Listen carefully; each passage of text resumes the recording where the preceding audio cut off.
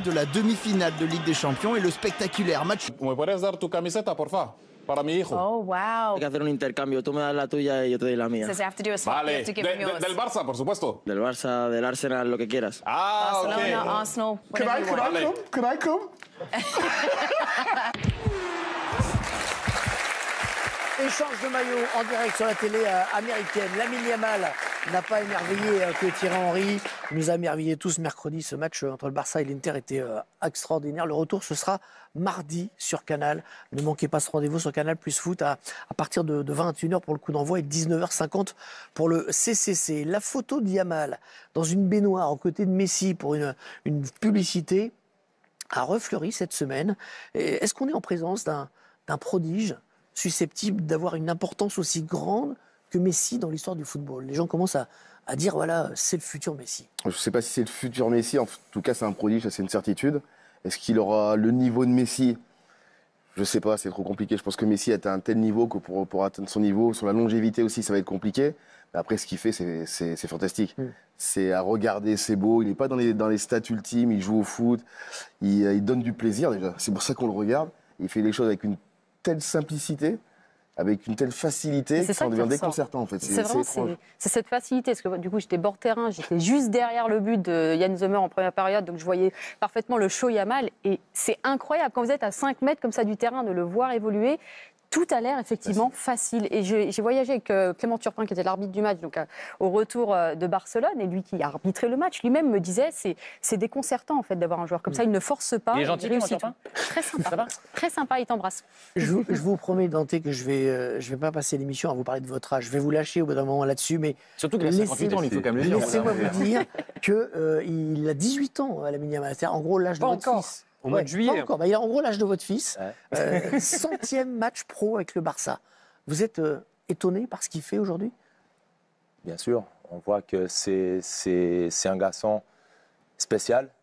Parce que, comme Sidney a dit, on le sent que chaque prise de décision, elle est bonne. C'est la correcte. Et il joue très juste.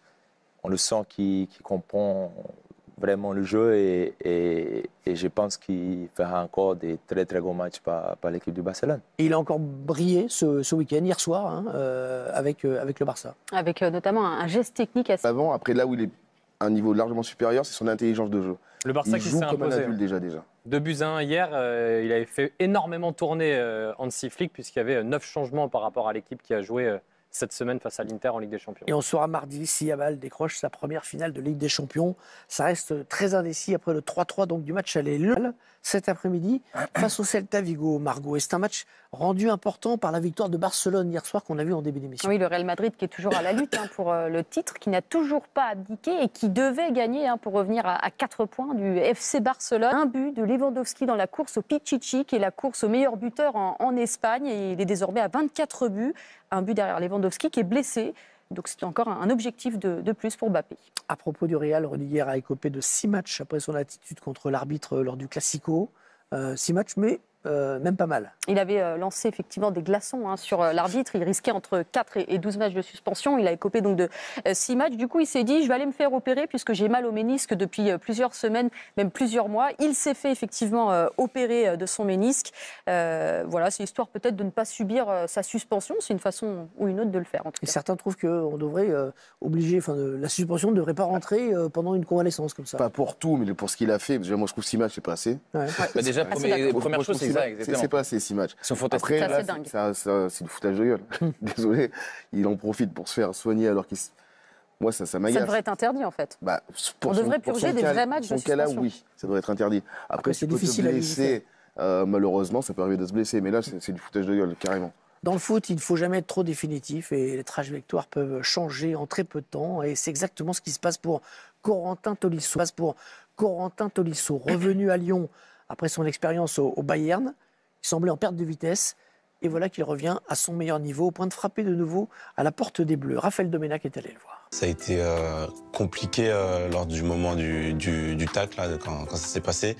Parce que voilà, il y a eu cette torsion dans mon genou.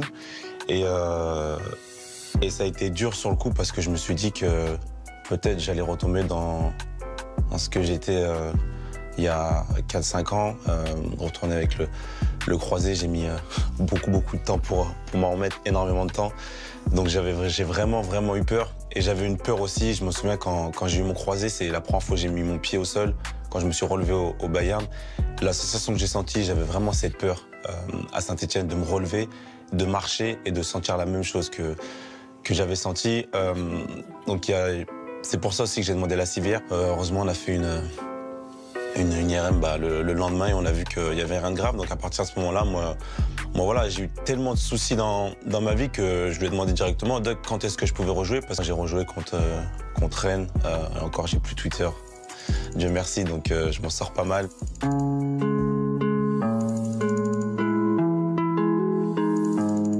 Ce que les gens peuvent pas comprendre, c'est moi ce que j'ai vécu en tant que joueur de foot blessé régulièrement.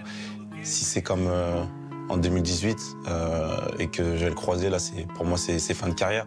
Quand tu joues très peu et que tu es un joueur très fragile, tu te poses énormément de questions. À un moment donné, j'arrivais sur le terrain, je me disais, j'espère que je ne vais pas me blesser. À chaque entraînement, je me disais, j'espère que je ne vais pas me blesser. C'est pour ça que quand je suis revenu à Lyon, j'ai fait de la prépa mentale avec une personne parce que je me suis dit, il faut qu'on m'aide. J'ai beaucoup travaillé aussi avec les personnes du staff médical et franchement, ça m'a fait du bien, ça m'a fait comprendre certaines choses. Arrêter de me dire quand je vais sur le terrain, je vais me blesser. Donc ça m'a fait beaucoup de bien. Maintenant, je rentre sur le terrain, j'y pense plus. Des systèmes où on bouge, où on évolue et du coup, la plupart du temps, je me retrouve au milieu, mais un peu, ouais, des fois c'est haut. Je me souviens contre Marseille, en vrai, je suis avec Alex devant, donc tu limite t'es avant-centre. C'est vraiment aussi le travail physique et le fait que je sois bien physiquement qui me permet de faire ça. De Paulo Fonseca, autant tactique, autant sur le détail, je l'avais jamais connu sans dénigrer mes anciens entraîneurs. Le match est différent, c'est pas parce qu'on a bien joué d'une façon un match que l'autre match on va le jouer pareil. Ça va vraiment dépendre de l'adversaire, de ses faiblesses, de ses forces. T'as pas joué en équipe de France depuis 4 ans. À quel point t'as envie de retrouver les Bleus? C'est carrément un objectif d'essayer de revenir en équipe de France. J'ai gagné une Coupe du Monde avec l'équipe de France. Bien sûr que j'ai envie de revivre ce genre d'émotion, voilà, de jouer pour le public français, pour la France. C'est indescriptible, franchement, c'est une des meilleures sensations au monde. Donc bien sûr que c'est un objectif. Tu étais présélectionné au dernier coup? La dernière fois, ouais. Présélectionné. Je t'ai dit, étape par étape, j'y étais plus. Présélectionné, donc j'étais déjà content. Après, voilà, j'espère être un jour resélectionné de nouveau. Ça serait beau. Le retour de Corentin Tolisso, est-ce que Didier Deschamps doit le rappeler? Est-ce qu'il va le faire, à votre avis? Est-ce qu'il doit? Il pourrait. Moi, mon intuition, c'est qu'il ne le rappellera peut-être pas. Je pense que c'est aussi lié à des considérations tactiques. Puisque sur le dernier match de l'équipe de France, l'équipe était en 4-2-3-1, avec donc 2 milieux défensifs, et vous avez déjà suffisamment de milieux de terrain défensifs au sein de l'équipe de France. Même s'il joue devant, maintenant il joue presque en 10. Oui, mais là, il aurait vocation, non pas à être à la place d'Olysée, mais plutôt dans les deux du milieu de terrain, et peut-être que ça pourrait bénéficier, s'il y a un milieu de terrain défensif en moins, à un autre Lyonnais qui est plutôt plus offensif sur le terrain. Donc je crois davantage à l'hypothèse Cherki qu'à l'hypothèse Tolisso, même si je crois que le staff, évidemment, tient haute estime de Tolisso. Ça a toujours été le cas et leur performance ne leur échappe pas. Mais il y a un moment donné, même un joueur comme Fofana, sur les dernières listes, n'était pas appelé. Là, vous avez Kamavinga qui est blessé. Je ne pense pas que Tolisso soit encore devant Fofana. Est-ce que vous êtes étonné par le retour comme ça, à ce niveau de Tolisso? Oui, ça m'a étonné parce que quand il le dit lui-même, il a été très souvent blessé. Et cet aspect psychologique de la blessure, on le néglige dans le football. Et je trouve que c'était très fort de sa part d'avoir pris ça en considération, de l'accepter et entre guillemets de résoudre son problème. Parce que dans le foot, on le sait très bien, on est relativement fiers. Donc on a un peu du mal à accepter quand ça vient de la tête. Et là, je trouve que c'est fort ce qu'il a fait parce qu'il a mis peu de temps au final. Il était énormément attendu à Lyon. Il a mis, on va dire, 6 mois, voire 1 an. Mais là, il est revenu à un tel niveau que je suis très impressionné. Il a changé beaucoup de choses aussi dans son quotidien. C'est ce que disait Dante d'ailleurs tout à l'heure. C'est qu'il a changé, il a tout un staff autour de lui. Il a changé sa façon de se nourrir. Il a un nutritionniste autour de lui. Son hygiène de vie, en fait, aussi son sommeil qui joue beaucoup. Et tout ça fait aujourd'hui qu'il est mieux dans son corps. Il connaît mieux son corps aussi. Et donc, c'est surtout Lamine Yamal a choqué l'Inter Milan avant un match retour décisif devant son public en demi-finale de C1 contre le FC Barcelone. L'Inter Milan s'est enfin imposé contre l'Hellas Vérone et reste toujours en lice dans la course au titre. Mais les Nerazzurri doivent se tourner vers ce choc contre le Barça après un match aller de grande qualité. Questionné sur le Barça après la victoire, Massimiliano Faris, l'assistant de Simone Inzaghi, a encensé Lamine Yamal, auteur d'un match XXL à l'aller. Disputer la place en finale contre Barcelone est une source de fierté. Lamine Yamal, nous allons l'étudier. C'est bien de pouvoir dire qu'on a vu quelque chose de surprenant, on va essayer de le limiter. Il trouve des espaces même là où il n'y en a pas. C'est l'avenir du football mondial. Si Barcelone sera sans scrupule au match retour, ils l'ont toujours fait et c'est leur force, a-t-il lâché. FC Barcelone, Nico Williams se compare à Lamine Yamal avec humour et fait les éloges du Catalan. Nico Williams évoque les dernières performances de son ami. Lamine Yamal a été très bon contre le Real Madrid et l'Inter Milan. La saison dernière, le Basque était proche de rejoindre Lamine Yamal au FC Barcelone, grand ami de Lamine Yamal. Nico Williams est revenu sur les dernières petites performances de son coéquipier en sélection avec de l'humour. En ce moment, Lamine Yamal est en feu. Le prodige espagnol sort de 2 grosses prestations contre le Real Madrid, 3-2, en finale de Coupe d'Espagne, avec 2 passes décisives, et contre l'Inter Milan, 3-3, en Ligue des Champions, avec notamment un sublime but. Nico Williams impressionné par ce que réalise Lamine Yamal. Le monde du football est en pleine extase devant l'Espagnol de 17 ans qui ne cesse d'impressionner. Et Nico Williams, coéquipier et ami, est revenu avec humour sur ce que réalise en ce moment Lamine Yamal. J'ai regardé le Classico, la finale de la Coupe et le match Barça-Inter. Honnêtement, je ne suis pas aussi bon que ce salaud de Lamine Yamal. Il a fait une superbe performance. Je lui ai parlé et je suis content pour lui. Un brin d'humour, mais aussi du sérieux pour l'ailier basque, qui est très content pour son ami, avec qui il a réalisé un très grand Euro 2024. Pendant plusieurs semaines après la compétition, le joueur de 22 ans était longtemps sollicité par le Barça pour reformer le duo en club. Avec les problèmes financiers du FC Barcelone, il n'a pas pu quitter Bilbao. À voir si lors de ce mercato, les négociations reprendront. Nico Williams possède toujours une clause de 58 millions d'euros. Lamine Yamal, 17 ans, est déjà géant en Ligue des Champions. Les performances de Lamine Yamal, attaquant espagnol d'origine marocaine et équato-guinéenne du Barça, séduisent au point que l'entraîneur des Blaugrana, Hansi Flick, et son homologue italien de l'Inter Milan, Simone Inzaghi, ne tarissent pas d'éloges à son égard. Mercredi, Lamine Yamal a offert un spectacle magnifique aux fans du Barça. Il a été étincelant lors du match nul entre l'Inter Milan et le FC Barcelone, 3-3, en demi-finale allée de la Ligue des Champions. Alors que les Blaugrana sont menés 2-0, le jeune talent de 17 ans a marqué un superbe but en solo pour son 100e match sous le maillot du Barça et ramené son club dans le match. La défense italienne est restée menacée jusqu'à la fin de la rencontre. Wow, mais quel match d'anthologie. Franchement, l'Inter a montré de très très grande qualité. L'Inter a fait trembler le Barça, le meilleur club du monde actuellement. Mais quel match, les gars. Mais quel match. Wow. Quel match. Non, c'était vraiment démentiel ce soir. Un Denzel Dumfries en feu, qui a été élu homme du match d'ailleurs. Et puis, un Lamine Yamal époustouflant qui fait parler, qui fait chanter toute l'Europe entière, et le monde entier même, qui parle de Lamine Yamal. Franchement, c'est incroyable ce qu'on a vu ce soir. C'est incroyable. Yamal, c'est incroyable ce qu'on a vu ce soir. Wow. Quel match. Quel match, purée. Non. Alors vous avez vu ce match, il est exceptionnel. 3 buts partout, gros match d'anthologie. Le match retour sera franchement une finale avant la finale.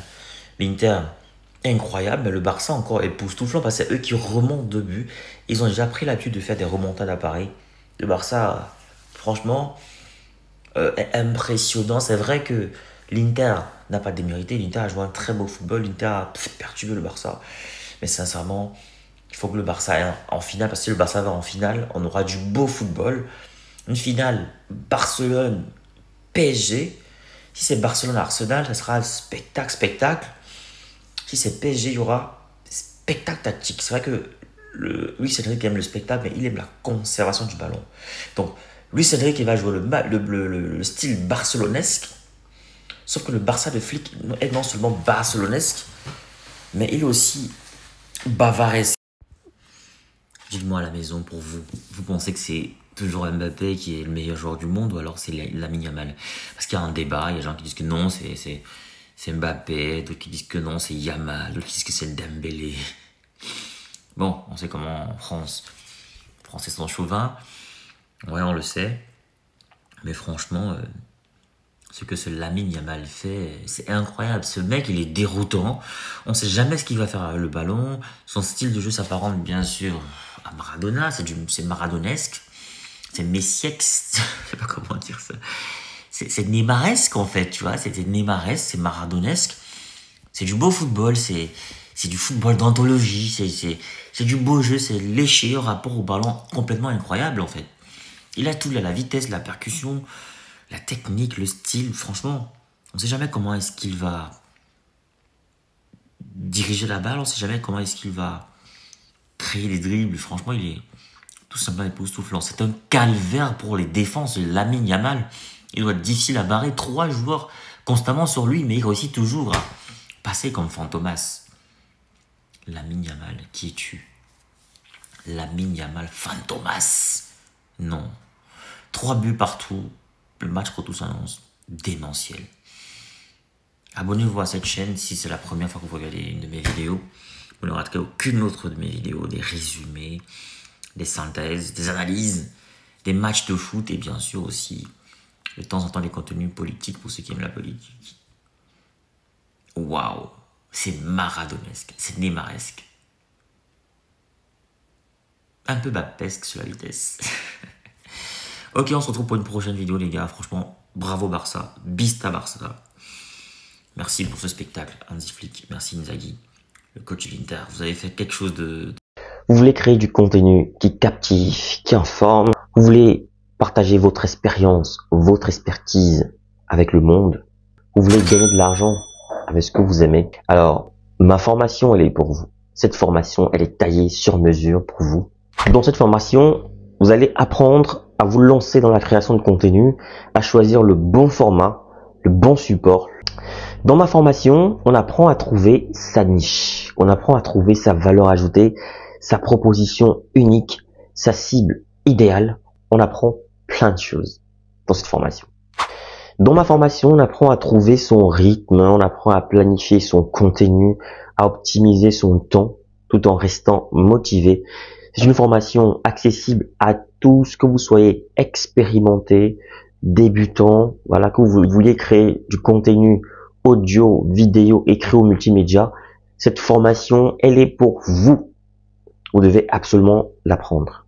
Alors cette formation est flexible, vous pouvez la suivre à votre rythme, selon vos disponibilités, vos besoins, vos envies. Elle ne coûte pas cher. 150 € pour tous les résidents en Occident et 75 000 francs pour tous ceux qui résident en Afrique. 75 000 francs CFA seulement. Alors qu'est-ce que tu attends? Souscris rapidement à cette formation parce que les places sont limitées à 50 places maximum et il y aura des formations chaque mois. Chaque formation dure 2 semaines minimum et 1 mois pour ceux qui ont du mal. Il y aura 2 semaines en plus de rémédiation pour essayer d'aider les autres. Alors, appelle ce numéro rapidement et surtout, écris à cet email pour souscrire à cette formation. Voilà, le numéro, je rappelle, 0467 81 59 18, précédé du plus 32. Donc, je reprends, plus 32 0467 ou alors plus 32 467 81 59 18, disponible bien sûr par appel et sur WhatsApp ou alors écrivez-moi tout simplement par mail pour souscrire à votre formation. Donc je vous attends nombreux et les places sont très limitées. Donc à très bientôt.